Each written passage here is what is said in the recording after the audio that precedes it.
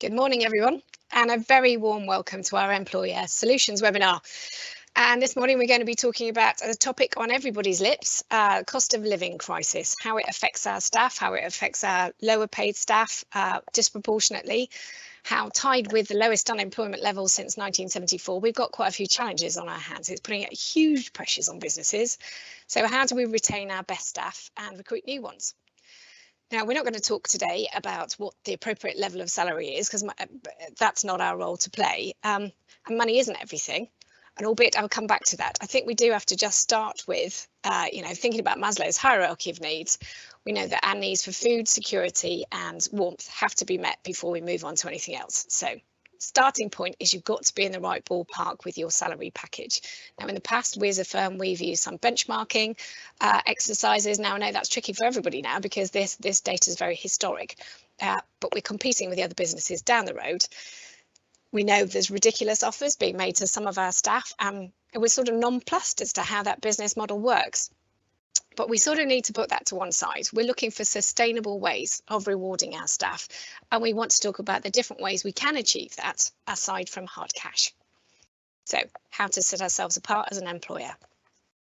I'm Isabel Savage, tax partner at Bishop Fleming, and ordinarily I would have been joined by my highly capable and very talented tax director, Adele Clapp, who was going to be covering all the tricky bits, but unfortunately she's ill in bed with COVID. So I'm deputising for her, and I'm going to be joined by Fleur Lewis, our audit partner and head of Bishop Fleming's Responsible Business Programme. I'm also going to be joined by Stuart Abbott, manager and fount of all knowledge for all things payroll, and special guest Helen Thomas, HR director from HR department, Bath, Bristol, North Somerset. Now, we have got the ability for you to add your questions in a Q&A bit as you go along.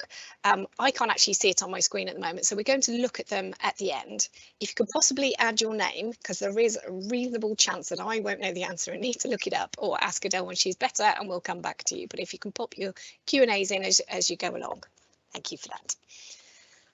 So without further ado, I'd like to hand over to Fleur Lewis, our audit partner at Bishop Fleming.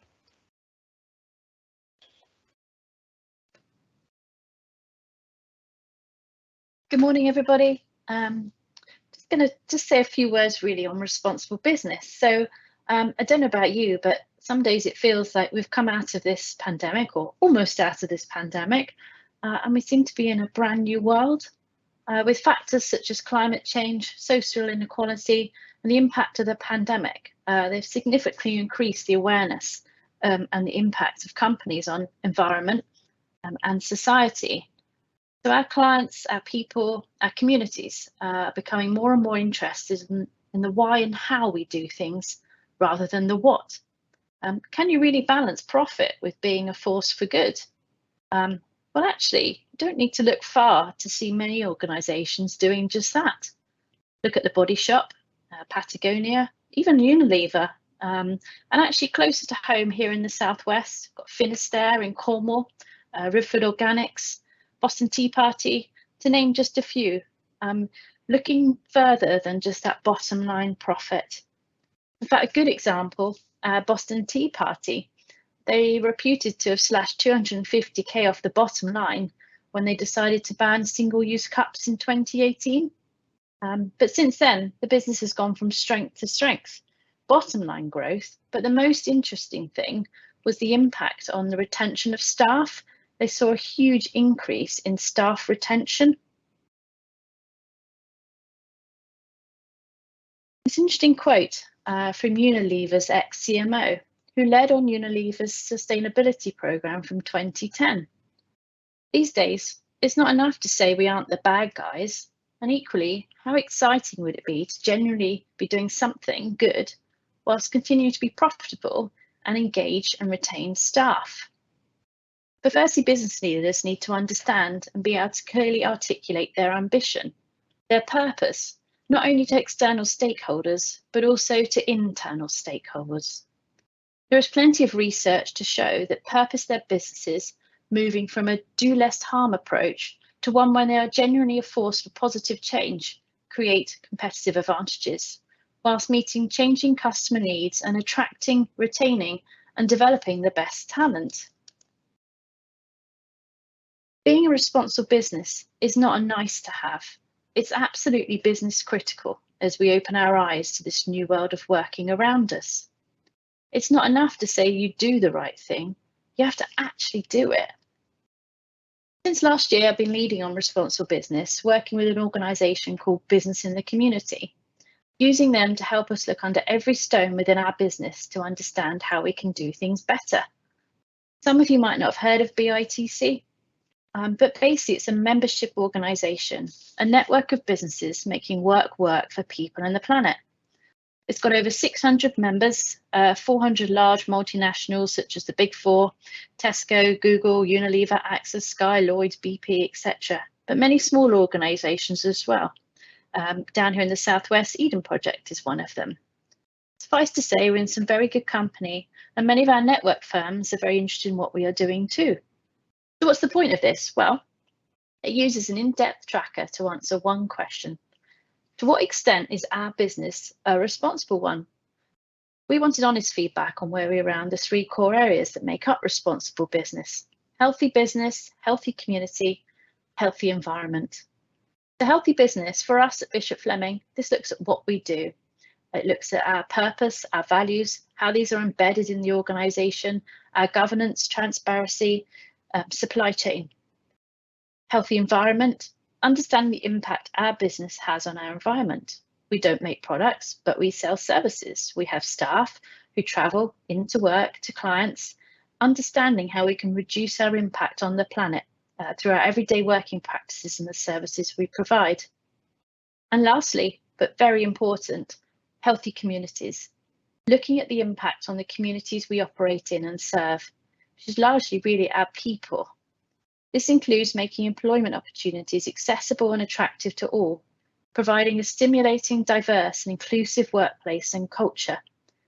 We're going to talk a lot more on people shortly, but we are genuinely excited about where our journey to be a more responsible business will lead. Thank you very much, Fleur.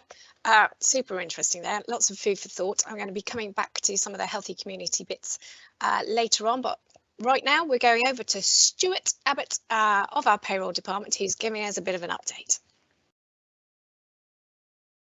Thank you, Izzy. So back in the spring statement, Rishi Sunak acknowledged the cost of living crisis and acknowledged how it's hitting everyone at the moment. And as part of that, decided to introduce some new measures to try and balance the scales a little bit. So with effect from the 6th of July, the national insurance threshold for Class 1 employee national insurance is actually lifting. It's now going to be in line with the personal tax allowance at £12,570 for the year. It was decided back when the statement was made not to introduce it from April to allow software providers to bring it in. Hopefully going forward, changes like this will be more instant. With the introduction of cloud technologies, this is something that could easily happen. So what does it mean for employees? Anybody earning over that threshold of the £12,570 a year will be roughly £350 a year better off. Rough calculations bring it roughly £30 a month in their pocket. And it is only for employees, it's not for employers. So the employer threshold has not changed. However, directors' threshold has changed. So if you're a director of a company, you have a really weird national insurance threshold for this year. You will have 13 weeks at the current rate, the 9,880 for the year, and you'll have 39 weeks at the 12,570 for a year. And depending on how your director's pay is calculated month by month, or whether it's just looked at the annual threshold, you'll see quite a change when your payroll is recalculated in month 12 if you've used the standard thresholds so far. If you're using the cumulative thresholds, it will make the impact straight away in July. Class 2, I believe there is a change there. We don't deal with that ourselves in payroll, but I think the small profit threshold has also been risen to the 12,570 for the year. But we all know that national insurance changes aren't enough. There are still employees out there that have higher bills and will be looking to find ways to make ends meet. And this is where we come to the introduction of employer salary advance schemes and income streaming. So this is quite in its infancy. There are more businesses taking this up as days go by. But what companies out there are trying to do now is give employers a chance to give their employees access to their earned monies sooner than their normal payday. And they're doing this to help employees avoid the pitfalls of buy now, pay later agreements, which over time can mount up and you lose your way, and also high interest payday loans. We've seen a sharp increase in these recently, and actually they just make the issues worse. So what we've seen in Payroll ourselves, we have a specific client who actually uses these employer salary advance streaming methods. And the way it affects Payroll is all of the taking away of the money from the employees is done outside of Payroll. And then when you tell your payroll provider your employees have taken X amount, there's a fee associated with a lot of these schemes of a small percentage, at which point we then take that off the net pay and the employee receives everything else that they're entitled to. So back to you, Izzy. Thank you very much, Stuart. Actually, I'm handing straight over to Helen from HR department. Okay, thank you. I'm now going to look at the implications of you as an employer and how your business can really start to edge forwards in terms of retention, attraction, and making it easier at the moment for your employees. So we're all in this slightly strange post-pandemic movement of office to home. The working from home model is working really, really well for some employers and some employees, as is the hybrid model. The stats are that 1 in 5 employees in an office environment have a hybrid model. But interestingly, all the Gen Z employees want an office presence. So how do you make everyone happy? How do you make sure that your employees really are bought into you as an employer and you're making that work for you and your employees? It's really clear for employees that actually the cost of commuting is huge these days with fuel, public transport prices. Everything is becoming increasingly expensive. So employees that we're coming across with our clients are saying, actually, do I need a car anymore? If I can work from home, why do I need to come into the office? There's a tax-free home working allowance of £6 a week if you work regularly from home. So that's going to help with the heating when you're in the house. And we also have heard, I mean, how many of us have come across an employer with an employee that says, I got a lockdown puppy and I really don't want to come into the office now, thanks, because my puppy kind of likes me being at home. Well, there's a little bit of tough with that, but we're coming across all these issues on a daily basis. So how do we make that work? Well, most importantly, you've got to focus on what works for your business. Look at the work that can be done at home and the work that just can't. You've got to look at the confidential space that someone has to work with at home, the GDPR issues, the storage of information, the access of your teenager to your laptop when you've left it on when they've come home from school. All these issues are real and practical. And as a business, you need to step back from each individual case and say, what do we need as a business? There is a huge value in communication within the team, learning from each other, the sharing of ideas, the solving of problems, and that team buzz you get when everyone's in the office. That's really critical for businesses developing their own culture and their own style.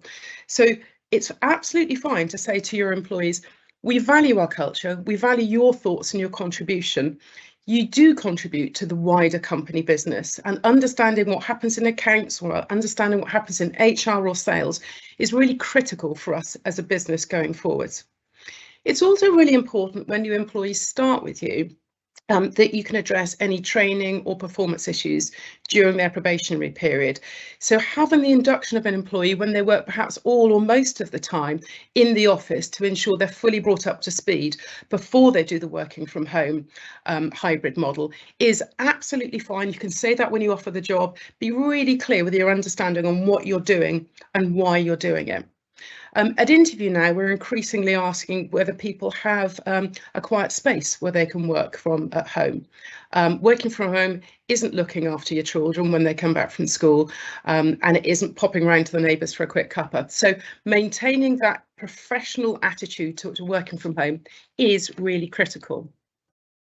To enable you to deal with it with a multitude of working from home requests, make sure that you're considering consistency and fairness. The biggest issue with flexibility of working is what someone else is getting. Oh, they're getting this, but I'm not. So be really aware of how your decisions are perceived. Some of the biggest disputes, trade union disputes in history, have been over tea breaks or cigarette breaks, and we certainly don't want to go back to those issues. So just be aware that when you're making those decisions, you've got clear channels of communication in place so that you're keeping in touch with your team, you're telling them what's going on, and if you need to, you can flex that working from home model to suit the business needs at different times of the year. So clear communication is absolutely critical on that. So let's move on to cost saving schemes and ideas for employees. We're seeing a real uptake in the cycle to work scheme. So this is where an employer for a small fee can offer the opportunities for employees to access discounts on bicycles and bicycle kit. And I know some companies align with other ones. I know BT aligns to Halfords, etc. And this can be great, really good for mental health and employee well-being, really good for health generally, and cuts down on those costs, those fuel costs, the insurance costs, etc. that employees have. So you might want to promote that within your business.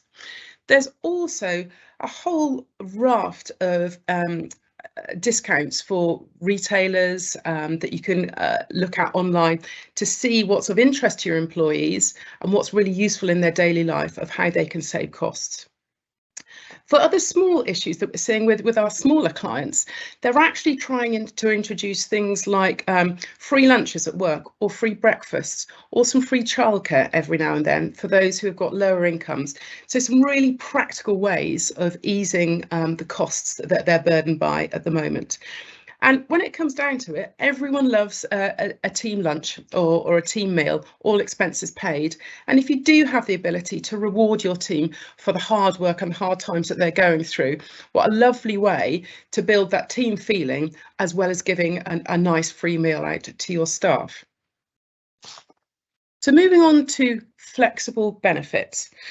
Another really practical way that you can support your employees is really truly asking them what they want from their benefits scheme. So if you give over the minimum statutory holiday, over the 28 days, which includes public bank holidays, why don't you offer your employees the opportunity to buy and sell their holiday entitlement? So if they need more time off, you've got an opportunity to make that happen. But if they don't need as much holiday as you offer, they may be able to cash it in and you're gaining from that extra employee attendance. It's a really practical way of helping someone cash in a benefit that's relevant to them without costing the employer much. So it's a real win-win situation, that one. Also, we have flexible package platforms. So when employees can go in and choose which benefits are attracted to them, and that's all costed, so you don't feel that you have to offer every benefit that's in the package. There's some flexibility there. All these kind of thoughtful offerings to your employees will not only help them with their managing their money more effectively, but it'll also help to maintain for you a really engaged workforce where you're asking them what issues are important to them and acting on that. So those are really critical.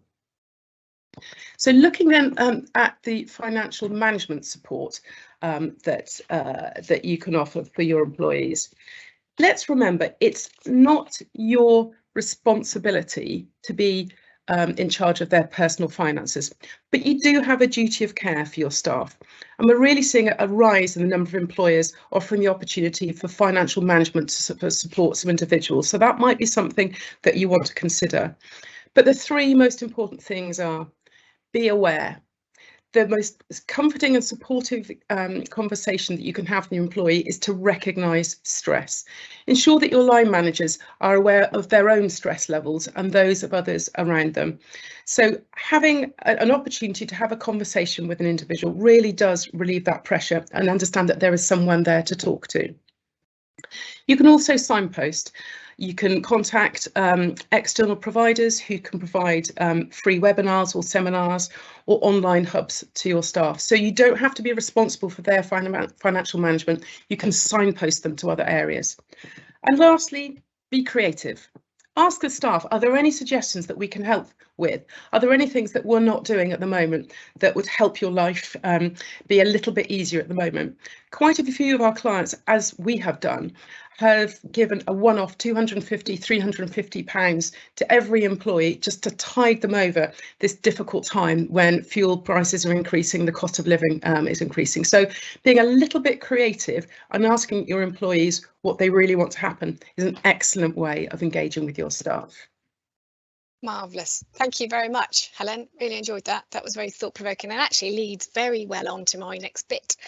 So I'm looking to talk a little bit about wellbeing and associated benefits, and it very much flows on from what you were saying on the financial wellbeing front. So just to talk you through, I suppose, a little bit about the Bishop Fleming story about where we've got to. So we'd always had healthcare and an employee assistance program. And actually, over the last few years, those employee assistance programs have been used more and more where there's there was face-to-face counselling, and now there's telephone counselling available to all members of staff. And I've got plenty of members of my team that will openly talk about how much they've benefited from CBT to help them over their anxiety or another issue. So I sort of think they're potentially the baseline of what we need to be thinking about offering for our staff. But if we can't be offering these programs, there are other support, free support out there available. And as you were saying, Helen, there's something about signposting people to resources that might be useful for them. Now, a few years ago, we got quite a cohort trained up to be mental health first aiders. We've got our usual physical first aiders, and we thought it'd be really useful to have mental health first aiders as well. We've just renewed some of our training and got another chunk of people trained up. We've got people in every office. And again, I think what that shows is it's not just really useful to have somebody there for in the event of an emergency or just there to help, again, to signpost people to the appropriate professional support. But I think it sets that message that you as a firm, we as a firm, we think that this is so important. Mental health is as important as somebody's physical health, that we're making sure that there's provision available.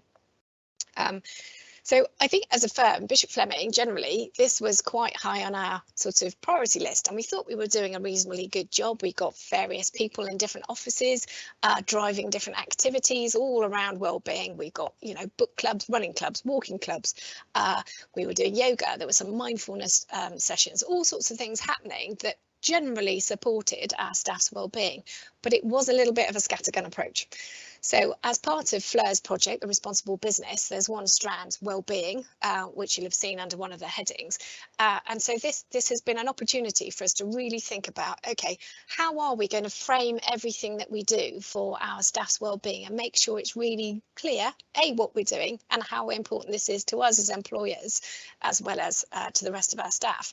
So we've started with, for instance, we've got a wellbeing policy setting out what our responsibilities are as a firm, what our responsibilities are as individuals and for each other. We've got a strategy sort of underpinning all the work that we're going to do. And as Helen was saying, generally, we should be going back and asking people what's important to them. We've just done a big survey of all our staff, asked them what's important in terms of their well-being, their biggest concerns and fears, and that's going to help guide our activities, our action plan over the next year to make sure that our activities, well-meaning as they've always been, that our activities actually hit the spot. So that's where we've got to on well-being. It's going to be evolving, but I think this is very much something that's here to stay. So if I can move on, this is Adele's bit. So do excuse me if I'm not quite as slick as Adele would have been. So what I want to talk about now is actually the benefit packages. And this is where, as you'd expect, a bit of tax comes into play. However, I would like to start with, and possibly this is sort of underlying a little bit about as what Helen was talking about, it's making sure that your benefit package is flexible to keep up with changes in priorities. You know, a few years ago, well-being and health was not quite as high on the agenda as it is now, and it's hugely up there, but it's evolving now, as we know, into financial well-being, being able to actually afford to live, heat the house, transport, training. So have a think about your current staff. Think about what attracted them to your business in the first place. Was it just the pay, or was it the culture? What are they most motivated about? Is it the cash? Is it the total reward package? Where are they working for the majority of their time? And who's actually essential to your workplace? alongside that, you're always going to have to think about what you can afford. Everything that you provide for your staff is going to have a cost. There may be just a basic cost, or there may be a cost plus tax. Now, just to put this all in perspective, I did a quick calculation before this seminar to work out if you wanted one of your employees to end up with £100 of cash in their pocket and they were a basic rate employee, you would actually have to pay out as a company £172.37 to get your employee £100 worth of cash. So when you're thinking about what's valued and you're thinking about the cost to the business, bear in mind just how expensive tax and national insurance is when it comes to factoring it all in. So if we can take advantage of any exemptions, any reliefs, then and also that's a benefit that's going to be appreciated by your staff, then it's something that's worth considering. So travel, this is something that has always come up all the time, but it's got more important now as everybody's talking about petrol prices. So we've got to think about what is available. Okay, so I suppose we've already had a conversation about hybrid working. We've had a conversation a little bit about the £6 a week allowance. Now, just bear in mind, this is just a tiny tax point, but if your employees are claiming that £6 a week working from home allowance, they do actually need to not have any personal choice about working from home. If they do have a choice, whether they come into work or work from home, they can't claim it. Actually, you can pay it to them without any tax impact, but they can't claim it. It's just a slight tweak to the rules there. Then we really do need to get pretty tough and quite robust in terms of making sure we have identified where people's workplaces are. So we all know travel home to work, permanent place of work, is not an allowable it's going to be taxable. If you pay for somebody's travel to work, it's going to be taxable. There's sort of no way around that. But I'm sure you're all aware, and they're really complicated rules, but there are exemptions when you're traveling, say, between permanent workplaces, if you have two offices, or if you have got, two separate homes, if you're running a care home business and people are travelling between the two, there are exemptions for certain patterns of travel, and it's possibly worthwhile making sure that you're aware of the rules and ensuring people are going in the right direction first. Okay, don't forget the travel to a temporary workplace. That's a workplace for less than 2 years. That's not going to be taxable, so you can cover somebody's travel for that. So in terms of mileage and the mileage allowances, are you paying the 45p a mile to your employees? If not, they can claim the difference on a tax return, or and this is a question that's come up quite a bit recently. I've had a few people saying, well, actually it's costing my employees more than 45p a mile for a normal car, or I think it's a 5p a mile allowance for an electric car is costing them more than that to undertake their business travel. It seems really harsh that an employee would be taxed if we paid any more than that, but actually you're not. So have in your head the 45p a mile, that's just an allowance to save you from actually working out what the actual cost is. If the actual cost of that business travel is higher, you are allowed to reimburse that higher amount without there being any tax implications. Okay, just remember as well, there is actually a mileage allowance for using a bike, and also if you're riding your bike into work, you could provide somebody with a tax-free breakfast. Just thought I'd throw that one in there. So we've got parking. Is there any opportunity for you to provide more parking spaces for your members of staff? Well, we found recently, actually outside our office, because so much of the building is empty because of various businesses have moved out, we've got an awful lot more parking around. That makes such a difference to staff in comparison to having to pay for their parking. And the other thing to think about is season ticket loans, where people are using public transport.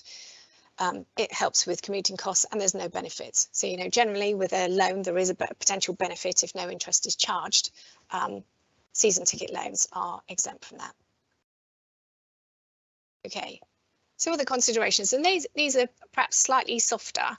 So just thought I'd throw that one in there. The loans to staff, so don't forget you can, and I'd say this, proceed very carefully. You can make loans to staff. If they're not paying any interest, there is a benefit in kind based on the the standard interest rate, I think, is about 2% at the moment. It's not huge. Be a little bit careful, but it is possible for emergencies. Training is something we're getting a lot of questions about. I think coming on the back of COVID, lots of people are thinking about their own personal development. Businesses are thinking about how best to motivate our staff, drive people forward. Providing training which will help them to be better at their job is benefits for both sides, for both parties, for both the business and the employees themselves. Now, for it not to be taxable, it has to be relevant to the business, but generally I'd expect most of us probably aren't spending that much money on irrelevant training right now, but that relevant training can also include team building. And I think if you've got a workforce that are largely working from home, considering training team building events might be another one of those ways of bringing people together and trying to embed that company culture. We can't possibly not mention trivial benefits. They've been around for a few years. I don't know if you remember, there used to be a small gifts exemption, but that was a bit woollier. Trivial benefits exemption basically covers just little stuff that you provide for people. It's got to have a value of less than £50. It can't be as a thank you for services performed either in the past or to be performed. So no saying thank you. Please be rude as you throw down, I don't know, a bunch of flowers to somebody and say happy birthday. As long as you do it like that, there's no benefit. So there are a few rules about the trivial benefits. If you're providing the same thing every week for the same individuals, you're going to get caught and you are going to be taxed. But trivial benefits can be used for things like fruit in the office, a little trip out to go bowling. As long as it's less than £50 per person and you're not having the same benefits month after month, they're the sort of perks that actually get remembered. A few weeks ago, we sent all of our staff boxes of donuts. They were marvellous, really pretty. They were just a box of donuts, but I think they're the sort of thing that everybody remembers. So that trivial benefits exemption shouldn't be forgotten. Subsidised meal exemption. We've probably covered this before. If you happen to be lucky enough to have a canteen, you can provide meals for absolutely everybody, either free or subsidised without there being any issue. Otherwise, you can just provide them for all staff. Generally, with any exemptions, it's got to be a provision to everybody, except for that little bit where I said earlier, you can provide somebody with breakfast if they cycled into work. Okay. Now, some of this I think we have covered, actually. I think Helen covered some of these. Thinking about corporate discounts, perk box and the likes. Again, at times like this, they can be really, really invaluable. You might be looking at trying to arrange for a corporate discount for a local gym, maybe even corporate discounts for cars. You might want to review your company cars, think about going electric. Is now the time. And of course, we've already mentioned salary sacrifice for cycling to work, low emission cars, and then think again about how you share, if you choose to, any of the national insurance savings. Okay. And the final point, just a little point, is do make sure that you as a business are making use of all reliefs that you can. The employment allowance, NI relief for veterans and for under 21s, and generally having a think about corporate tax reliefs as a whole. Right, I think we're done. Thank you very much, everybody, for listening. I'm hoping that there might be some questions.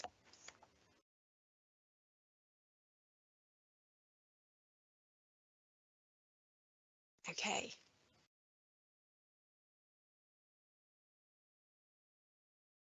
So, sorry, things are coming through now, I believe. Got a couple that are published. If we pay for childcare for an employee, would they not have to pay for BIC? Yes, generally, if you're actually paying childcare for an employee, there is a scheme that people can opt into, the childcare voucher scheme. Actually, that one's closed. There's a new childcare scheme. Louise, I'll send you a link if that's okay. I'll come back to you with a link, because otherwise you're absolutely right. If you're settling somebody else's liability, whether it's for childcare or anything else, it's going to be a benefit. It's actually probably treated as earnings. Can you reimburse? Okay, so for anybody that can read it, it's just talking about business mileage. I'm hoping I covered that bit off. You're actually you can cover the actual cost for business travel by provision of receipts, working out the actual mileage undertaken. So absolutely. Okay, I think that's it. If there's any more questions, feel free to keep adding. I'd just like to thank everybody for coming along today. I hope what we said was useful and thought-provoking. If you've got any feedback, if there's any topics that you'd like covering in another webinar, please do let us know. I'd like to thank all of my co-speakers here today, particularly Helen, who joined us from HR department, Bath and Bristol area, North Somerset. Helen will point you in the direction of somebody else if you're not in that area, but equally, please do go back to Helen if you've got any queries. Thanks very much, everybody.